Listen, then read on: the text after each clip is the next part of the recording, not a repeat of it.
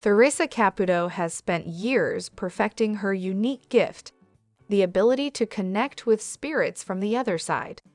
Known to the world as the Long Island Medium, Theresa has made it her mission to provide peace, healing, and closure to those yearning for messages from their loved ones who have passed on.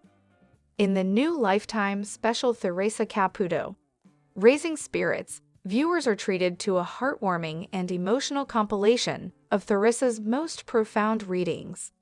From teary reunions to life-altering revelations, Theresa continues to demonstrate the power of her gift and the resilience of the human spirit. This episode features 3 unforgettable readings that highlight Theresa's uncanny ability to help people find the closure they need to move forward with their lives. The first story centers around Lisa, a mother from New Jersey struggling with the loss of her teenage son, Tyler, who tragically passed away in a car accident. For years, Lisa had been haunted by guilt, wondering if she could have prevented the accident. The scene opens with Lisa nervously sitting in Theresa's cozy reading room. The walls are adorned with family photos, candles flickering softly in the background. "Lisa, I want you to know that your son's energy came through the moment you walked in," Theresa says, her warm smile putting Lisa at ease. "He's showing me a baseball cap. Did he play baseball?" Lisa's eyes well up with tears. "Yes, he was a pitcher. He loved baseball more than anything." Theresa closes her eyes, seemingly channeling Tyler's presence. "He wants you to stop blaming yourself. He says it wasn't your fault. He's showing me a bright light. He's at peace, Lisa." As the reading continues, Theresa reveals specific details about Tyler's life that no one else could have known. Lisa leaves the session feeling a sense of relief she hadn't experienced in years. "I came here with so much pain in my heart," Lisa says during her post-reading interview. "But now I feel like I can finally breathe again. Theresa gave me the gift of closure, and I'll never forget it." Next, the episode shifts focus to an elderly man named Robert, who lost his wife Eleanor after 50 years of marriage. Since her passing, Robert had been unable to let go of her memory, feeling as though he had lost the best part of himself. When Robert meets Theresa, his skepticism is evident, but he's willing to give the process a chance. "I'm not gonna lie, I've never done anything like this before," Robert admits. "But I miss my Ellie every single day, and I just want to know she's okay." Theresa smiles reassuringly. "Let's see what Ellie has to say." Within moments, Theresa begins describing Eleanor's energy in vivid detail. "She's showing me flowers. Did she love gardening?" Robert's eyes widen. "Roses. She grew roses in our backyard." Theresa nods, her voice softening. She's saying, "Thank you for keeping the roses alive." At this, Robert breaks down in tears. "I've been taking care of her garden ever since she passed. I didn't want to let her roses die." Theresa continues, relaying messages of love and gratitude from Eleanor. By the end of the session, Robert is visibly transformed. "She's with me," Robert says, his voice trembling. "I don't feel alone anymore." The final story features a young woman named Mia, who lost her best friend Sarah in an unexpected tragedy. Mia had been grappling with regret, wishing she had said goodbye properly before Sarah's untimely passing. Theresa meets Mia at a local coffee shop, a setting chosen to make Mia feel more comfortable. "I'm picking up on a strong, vibrant energy," Theresa says as they sit down. "This is someone who had a big personality, always making people laugh." Mia gasps, "That's Sarah. She was the funniest person I've ever known." Theresa nods, her expression serious. "Sarah's telling me there's something you've been holding on to. She's saying, 'You don't need to feel guilty. I knew you loved me.'" Tears stream down Mia's face as she recalls the last time she saw Sarah. "I was supposed to meet her that day, but I canceled because I was busy. I've hated myself ever since." Theresa takes Mia's hand. "Sarah wants you to forgive yourself. She's showing me a memory of the two of you dancing. Is that something you did often?" Mia smiles through her tears. "All the time. We blast music in my room and dance like idiots." As Theresa continues the reading, Mia feels an overwhelming sense of connection to her friend. "I came here looking for closure," Mia says later, "and Theresa gave me exactly what I needed." The episode concludes with a montage of other readings, each showcasing Theresa's remarkable ability to connect with spirits and bring peace to grieving hearts. In a heartfelt voiceover, Theresa reflects on her journey. "Every reading is a reminder that love never dies. I'm just the messenger, but it's the messages that heal." However, Theresa Caputo has been known for her uncanny ability to connect with spirits, bringing comfort and closure to families who have lost loved ones. While many believe in her gift, skeptics remain, questioning the validity of her work. But in one extraordinary episode of Long Island Medium, Theresa's abilities were put to the ultimate test when she faced a staunch skeptic named Matthew. What started as a routine session soon became one of the most emotional and unforgettable moments in Theresa's career.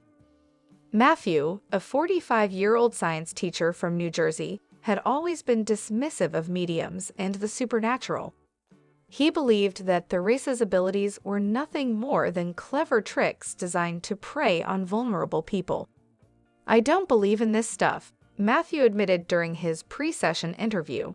"I think it's all just a way to make money off grieving families, but my wife insisted I come here, so here I am."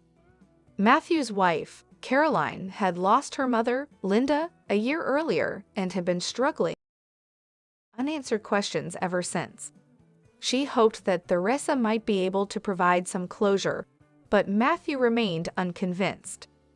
Theresa greeted Matthew and Caroline with her trademark warmth and bubbly energy. "Hi, sweetie, I'm Theresa," she said, shaking Matthew's hand. "Are you ready for this?" Matthew gave a small, awkward laugh. "I guess so." As they sat down in Theresa's cozy reading room, the tension was palpable. Caroline looked hopeful, while Matthew folded his arms, his body language closed off. "I can feel that you're a bit skeptical," Theresa said, smiling knowingly. "That's okay. Let's just see what comes through." Theresa closed her eyes, tuning into the energy in the room. Almost immediately, her expression changed. "There's a strong female presence here," Theresa said, her voice softening. "She's showing me a necklace. Did someone recently inherit a piece of jewelry?" Caroline gasped. "I have my mom's locket. I've been wearing it ever since she passed." Theresa nodded. "She's telling me that she loves that you wear it. It keeps her close to your heart. But she's also saying that you don't need the locket to feel her presence. She's with you all the time." Caroline burst into tears, clutching the locket around her neck. Matthew, however, remained stoic, watching Theresa with a skeptical eye. Theresa turned her attention to Matthew. "She's showing me a set of books," Theresa said, her gaze fixed on him. "Did your mother-in-law love to read, or is there something about books that connects to you?" Matthew's demeanor shifted slightly. "I'm a teacher," he said reluctantly. "She's saying she admired your dedication to teaching," Theresa continued. "She's also telling me that you and she didn't always see eye to eye, but she respected you more than you ever knew." Matthew's eyes widened, a flicker of emotion breaking through his guarded expression. "We had our differences," he admitted. "She's apologizing," Theresa said gently. "She's saying she wishes she had been more open with you, but she always appreciated how you took care of her daughter and grandchildren." As the session progressed, Theresa began sharing specific details that left Matthew visibly shaken. "She's mentioning a dog," Theresa said.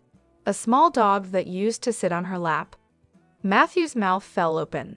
"She had a chihuahua named Daisy," he said. Theresa smiled. "She's saying Daisy is with her now, and they're both happy.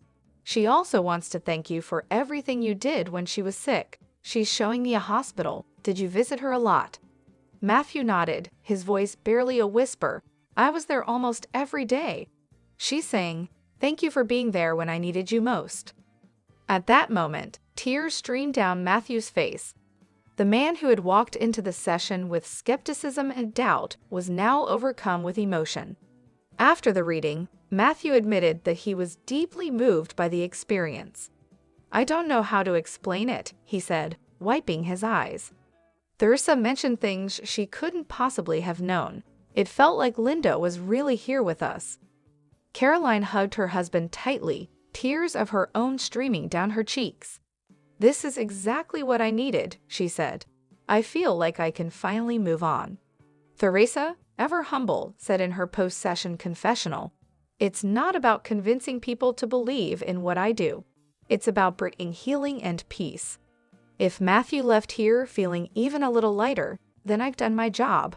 Matthew later reflected on the experience in a follow-up interview. "I came here as a skeptic, and I'm leaving with a lot to think about," he said. "I'm not saying I believe everything now, but there was something undeniable about what Theresa said. It gave me a sense of closure I didn't even know I needed." Caroline added, "Seeing Matthew open up like that was incredible. I think this experience brought us closer, not just to each other, but to my mom as well." The episode concluded with a montage of other moments from Theresa's career, showcasing her ability to touch lives and bridge the gap between the living and the dead. "Every reading is unique," Theresa said in her closing remarks, "but the goal is always the same, to help people heal. That's what this gift is all about." For viewers, the episode served as a powerful reminder of the importance of keeping an open mind and heart. Even the most skeptical among us can find comfort and connection in unexpected places. Hello lovely viewers, welcome to my channel. I am Sabrina. Hope your day is so well. If you like the video, don't forget to subscribe the channel.